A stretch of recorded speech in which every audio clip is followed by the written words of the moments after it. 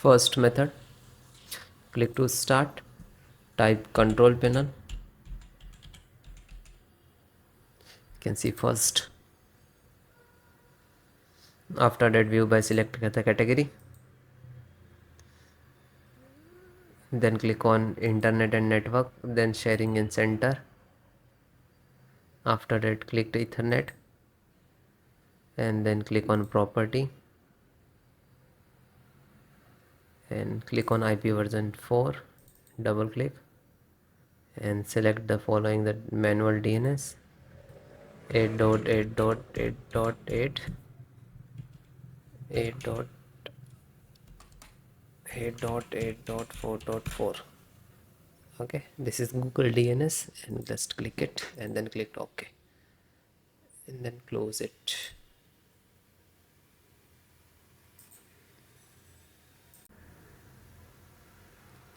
Then next, click to start and enter CMD. Right click to run as administrator. Then enter IP config space slash release space IP config space slash renew.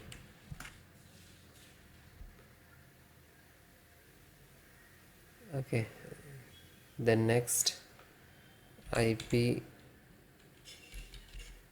config space slash flush DNS.